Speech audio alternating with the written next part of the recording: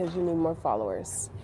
It's not because you need a lot of people in general. It's because you need more connection, you need more community, you need more conversations. You can have all the followers in the world, but if you don't have connection to the people following you, then it's useless for your business because they don't feel anything for your business. I truly believe that when you have connection, that is the foundation of people becoming a customer. If you think about how you decide to make purchases, you're trying to find something that relates to you before you buy, before you pull out your credit card.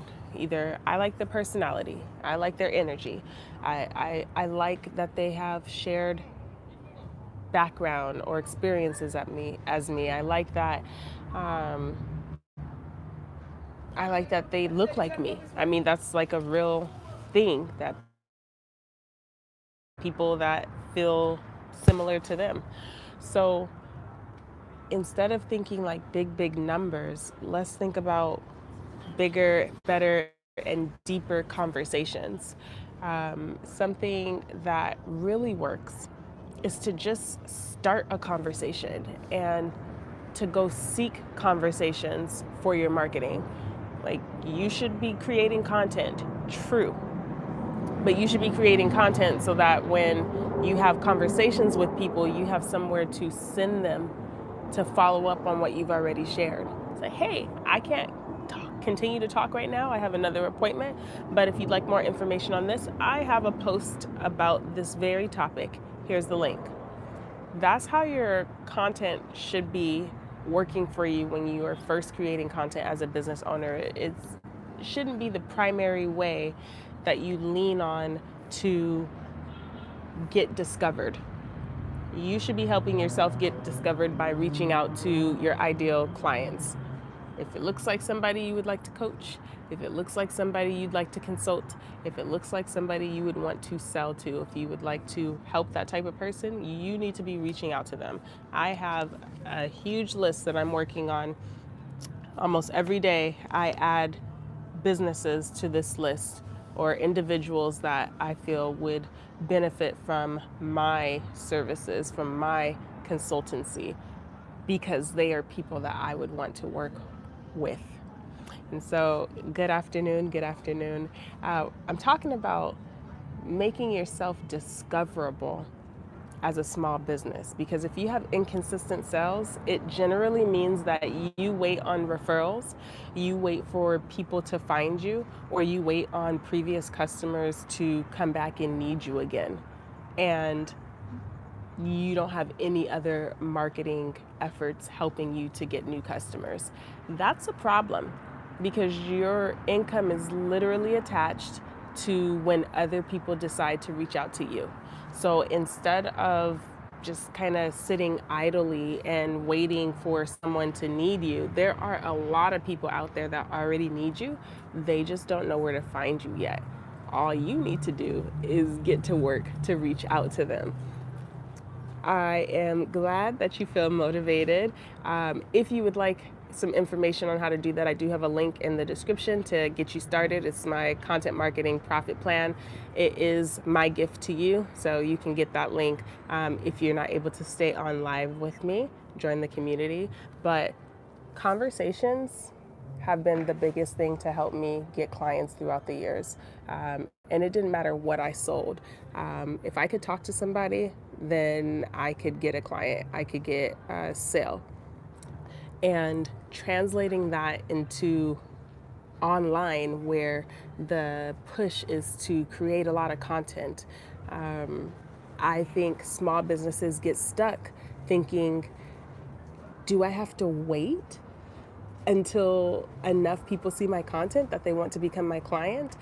Yes, you can ask your question. Go ahead. You do not have to wait until somebody wants to become your client. You can actually go out and have conversations with people to start conversations with them. So I suggest reaching out to your ideal client and starting a conversation.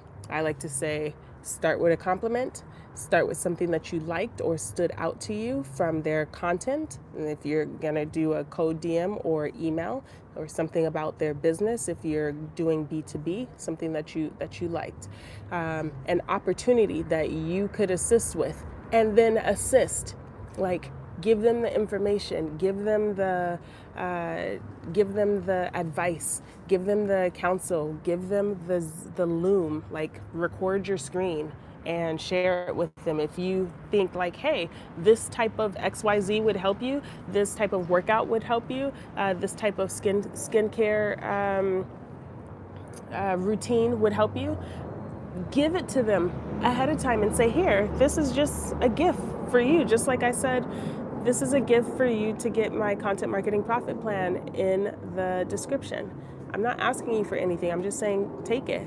So you're going to do that, but you're going to reach out to individuals and you're going to take the time to personalize it for each person. Does it take a long time? Yes. When I have done this, different things that have made it a little faster is to do audios, because sometimes people don't want to read or they don't feel like reading and they will just play it. Audios work really well. Even now, even more so than audio, I think that video would work really well, because people could see that you have 10 fingers, right? And that your eyes are not like crooked and stuff, and that you're not made from AI, and they won't think that you're a scam. But start some conversations, compliment them, tell them what stood out to them, and then tell them how you can help them and give the help. And then say, hey, I have this community where I help people with this thing. And if you'd like to join, all you need to do is drop your email address and I'll add you, right? And some people are going to say yes and some people are going to say no. But that, what kills me sometimes is that business coaches, marketing coaches, they won't tell the truth and just say that to get started at the beginning, it takes individual conversations. It takes more than just posting content. Otherwise, you're going to be posting for a long time. It says, where did you get from? Where did I get what? My smile? My mama. I get it from my mama. But no, I thank you. That was a nice compliment. I'll take that as a compliment. But yeah, that is like my focus for my marketing. And it should be your focus as your marketing strategy. If you are getting inconsistent sales, if the only time you get sales is when you talk to somebody, that means you should be talking to more people. If content hasn't been converting into sales for you, it means you haven't had enough conversations to attract the right people, or you haven't had enough conversations to use those conversations as the foundation for your content marketing message to include in your content so that you can attract the right people. So 2 things you should focus on for your content marketing strategy. And it's 1, to create content that you believe will attract people based on, you believe it'll attract your future customers based on a couple factors. I call this the deeper marketing message. I call it the deeper marketing message. What is this? Thank you, Joanna. Why can't I say the word? It's like deeper marketing message. It's a word after it. Framework.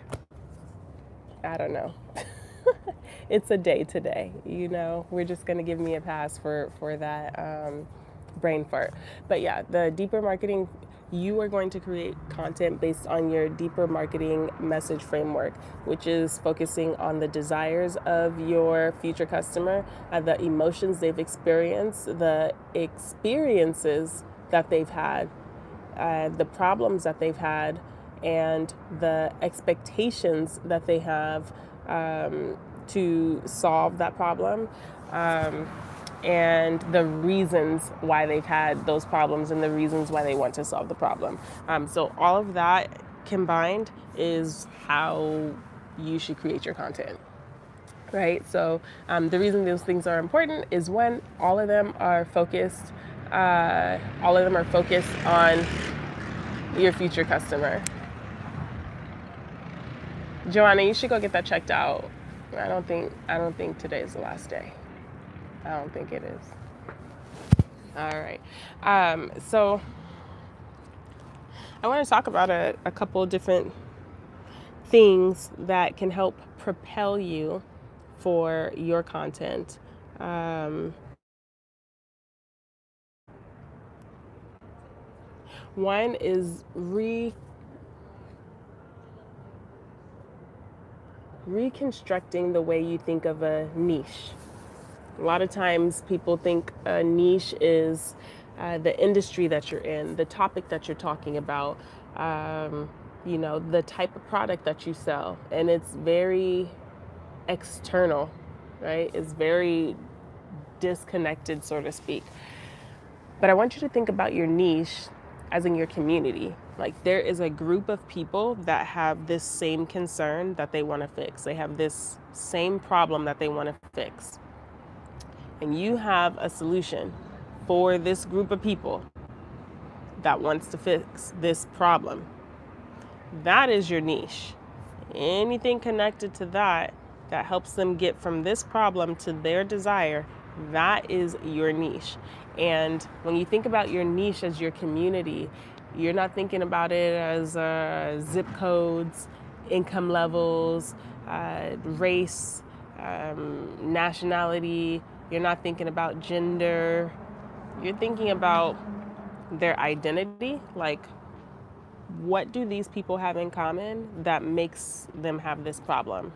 Like, essentially, the reason. What do they have in common that makes them have this problem? So they could be going through the same type of issue. They could have gone through different type of issues, but it brought them to the same problem, right? Um, you could say like different causes of the problem, but it brought them to the same problem. Think about let's say somebody who is overweight and you are a fitness coach, or let's say a nutritionist. Okay, you help people with their diets. Somebody could become overweight because of their hormones, right? If you have thyroid issues, that can make you gain weight. Someone can become overweight because of binge eating. Someone can become overweight because of lack of physical activity. Someone could become overweight because of like how do you call it, emotional eating. Like they're depressed and they just pick up a bag of chips or cookies and they go at it because nothing else makes them feel good. But if the goal is to lose weight, then now we're talking about lifestyle changes to help somebody have a balanced life to get to that goal. So within the community of people that want to lose weight, you can focus on the people that have gained weight because of emotional eating, or that's a community. You can focus on people that have hormone issues and need to fix their hormone issues so that they stop gaining weight, right? You can focus on that community. Um, the point is when your message focuses on a specific group that has a problem, and the more specific you can be, the better. That's when you'll see your messaging converting into getting new clients for your coaching or consultation services. Um, yeah, it starts with connections. It starts with connection. Content starts with connection, because if you start your content, if you create content that's essentially selfish, that focuses on your product and why it's so great and why it's better than anything else that's offered and how the price is so good, and you're just so amazing and you're going to get them this and that result. It's very self-centered. And self-centered marketing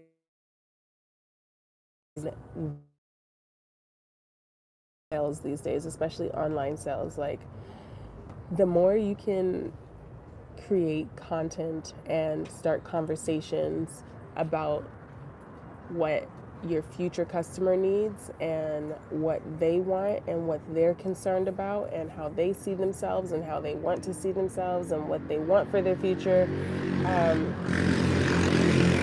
the more you can then see results for yourself. Um, yes, I have been in sales throughout years of my life. I started in sales when I was in high school, and different variations of sales, like something that some people don't really look at. I consider customer service sales because you have to sell people on an idea. You have to sell people on an experience just as much as you have to um, sell someone to check out and pay you, which I have also done. Um, but to sell someone that what they bought is good and beneficial, and to sell them on the experience of coming back and continuing to stay a customer, I think that's just as important. And putting those together, the creme de la creme of marketing and sales. So if you are experiencing inconsistent sales, start looking at your message. Is your message self-centered? Is your message focused on what you sell, or is your message focused on the person you're selling to? Um, what about high ticket sales, working remotely? I keep seeing online offers to buy a course and join a role as a setter closer. Um, here's why I don't like those for me. I'm not going to say that they're not great. I'm not going to say that they're not beneficial. There are a lot of people that do high ticket sales as setters and closers. Here's why that doesn't work for me, because I am an emotionally connected person. I need to find meaning in like everything. I find meaning in like everything.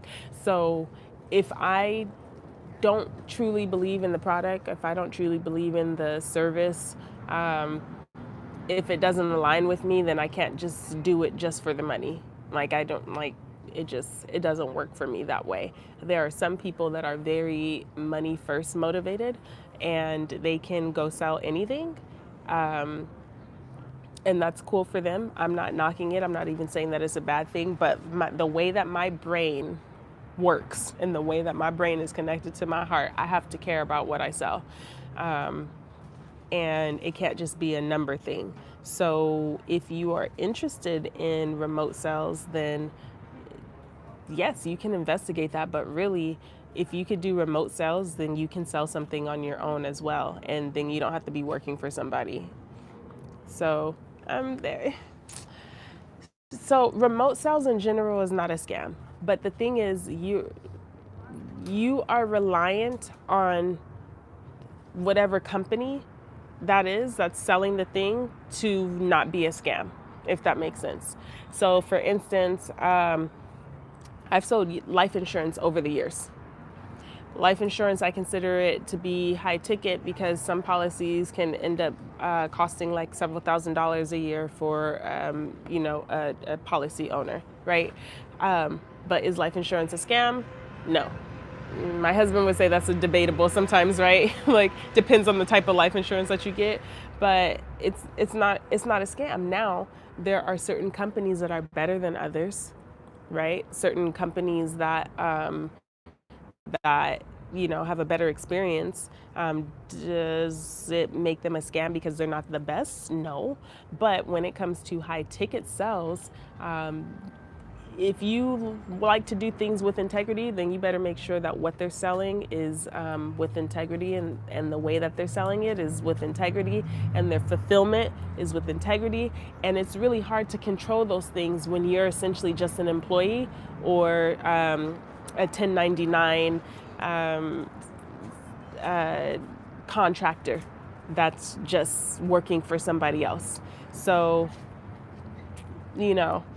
if you're interested in sales, learn sales, but sell something on your own. Sell your own thing, right?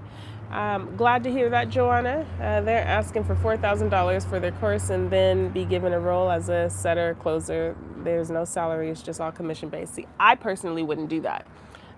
I'm not going, if I'm going to spend $4,000 to train something, I'm going to go sell my own thing. Um, and in any other kind of like regular business situation, normally a person gets trained for free and then they become a salesperson. They can still be 100% commission, but the only time where you should be paying ahead of time to be trained is if what you're doing requires a license. If it requires a license, sure, yes, you have to pay for your license out of pocket. Life insurance, you have to pay for your license out of pocket. If you become a financial advisor, depending on the company you work with, you have to pay for your license out of pocket. Sometimes it's reimbursed. And then you become 100% commission. To buy somebody's course and then be hired as a setter, they don't care if you are a good salesperson or not. Like if there's no guarantee that says we'll make sure that you at least make your we guarantee that you'll at least make your investment back, then no, I wouldn't do that. You can literally go on LinkedIn or any other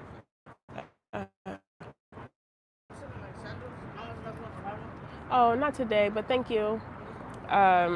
You can literally go on any job posting website and find a all commission only job that doesn't cost you anything to sign up for and to get hired. If they believe that you have the trainable skills to become a salesperson for them, then they'll hire you without you paying anything out of pocket. Like, I would never do that. I would never pay somebody to become their employee, essentially. Never.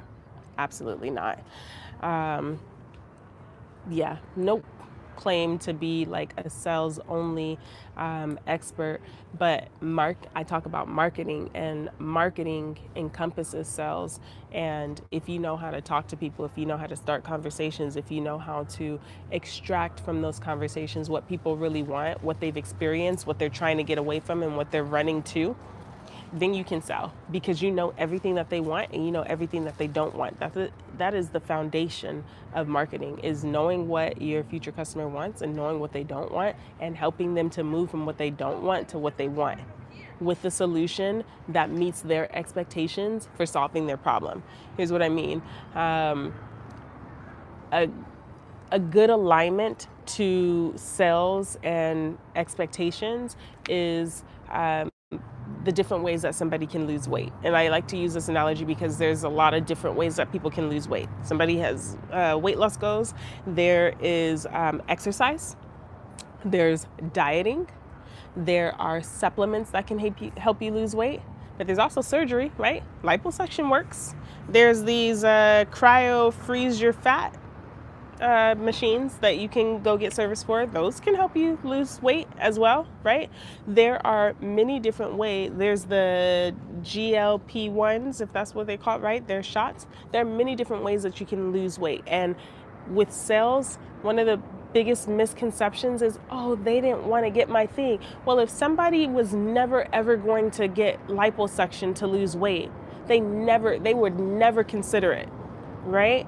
Then it doesn't matter how good of a liposuctioner you are. That person doesn't want that way of solving their problem, right? So with sales, there's the connection, there's the conversations, there's the community building in conversations and understanding what somebody wants and what they don't want and how to help them get them there. But there also has to be an alignment between their expectations on how they believe they want to solve the problem. And the closer their expectations are to how you're able to help them solve the problem, then the more likely it is that you can sell to them. So for instance, if I want to lose weight and I think that I want to diet, right? Maybe I do a little bit of exercise, but then you're selling me and saying, well, your diet is okay, but you actually need to increase your workouts. I'm more likely to be in alignment with that expectation of solving the problem because I'm already kind of doing that a little bit. That's what I think I need to do. I just don't know the ratio of how to do it right. You get what I'm saying? So you have to sell to people that want to solve the problem they have in the way you can help them solve the problem.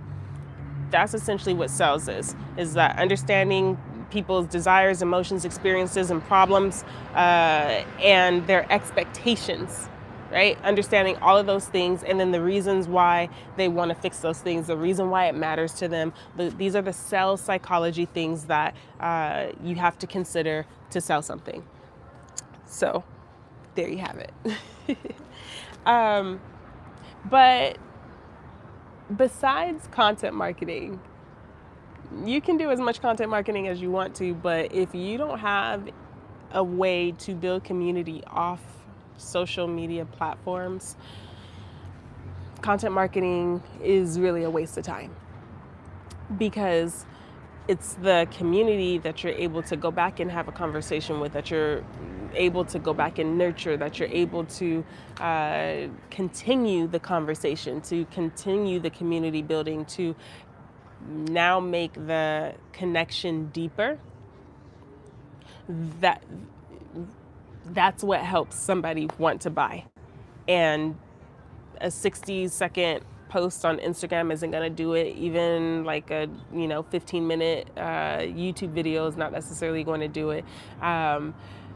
But repetition over a long period of time, that's what's going to help you sell. And the best way you can guarantee that you can get someone to hear your message again after they heard it the first time is to get them to join your community of some sort. That could be email, that could be text marketing, that can be a school community, that could be a circle community. Any of those things to continue the conversation, to continue the connection, to essentially have the permission to reach out to that person without them having to discover you again randomly on any content platform. I feel like the Instagram and YouTube algorithms, they do okay with putting content back in front of you if you've seen it before and you liked it, if you watched through. But I've paid attention to how YouTube works, especially this newer algorithm, and you're not necessarily seeing a post again from the same person. It might be the same topic, but you're not always seeing the same thing. YouTube is going to focus on what you've been most interested in right now. And so then it becomes brand building because you know who I watch the most? The brands where I like them so much, I remembered what their page names are. I remembered what their ats are so that I could look them up, right? Those are the ones that I seek out because YouTube didn't get it right. Right? So like right now I'm very into gardening information. So YouTube is sending me a lot of gardening information, but then I'm like looking and I'm scrolling and I'm trying to find my business content that I like to watch. And I have to either go to my subscriptions to review the different people that I have followed to see what they've posted recently, or I have to type in the name of my favorite channels to see it. So it's like you cannot depend on the algorithm because if YouTube get it right, then they'd be like, oh, you know what? Angel watches, Think Media very often, right? Let me show her what they've posted recently. It doesn't do that. It's like every couple of weeks or like a couple times in a month, as opposed to even a couple years ago. That's all that would be on my suggested. So if you want to ensure that your previous viewers, your potential customers find you again, invite them to join a community. But you have to have something enticing enough for them to join that community. So what do you offer? You offer something that helps them right now. Not just like a simple list, like here are different, no, solve one problem, solve one specific problem, and make sure that your offer is titled in a way that goes like, that's exactly what I need. right? So, for instance, I created a questionnaire, like find your online customer questionnaire, right? And it's like, wait, I want to find my online customer. And I used to, what did I used to call it? That didn't work well for me. Um, I used to call it something to the effect of like, um, just like potential customer questionnaire. And it's like, what does that mean? um, are they already a potential customer and this is like a survey to figure out like what they're looking for? But no, this is to help you find your target audience. You get what I'm saying? So I'm just like, you test out different ways to say the same thing. So, and test out different ways to offer the same lead magnet. So,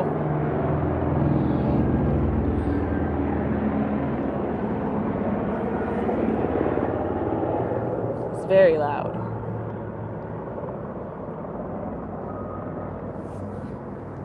So if you have a lead magnet that you want to offer and no one's picking it up, then try different titles.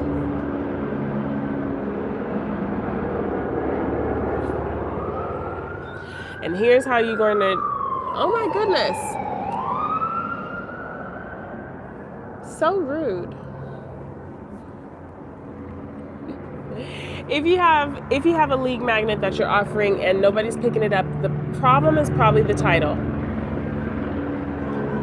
OMG, like, oh, wait a second. Okay. Hmm. I need to go soon. I'm like, why is it all this noise? And I'm realizing it's some helicopters. I think they're looking for somebody.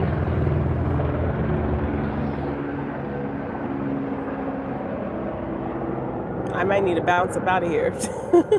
But okay, let me just say this really quickly before I go. If you're having problems with people downloading your lead magnet, they are not joining your email list, you're not getting any leads, then it's probably the title of what you're offering. Your offer is either not strong enough,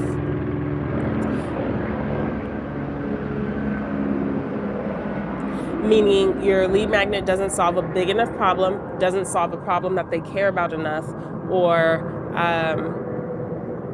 isn't positioned to solve a problem. It just seems more informational than helpful.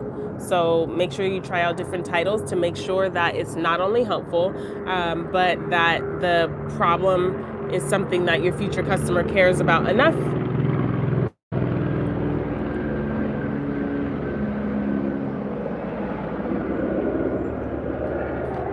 to give you their contact information in exchange. All right, I'm gonna get out of here now because it is evident that they looking for somebody and I need to go because I don't want to be nowhere near when they find them. I'll catch you in the next live. Go make sure you share a meaningful marketing message with somebody you can help, and I'll see you in the next one. And also, grab the Content Marketing Profit Plan in the description below. Peace.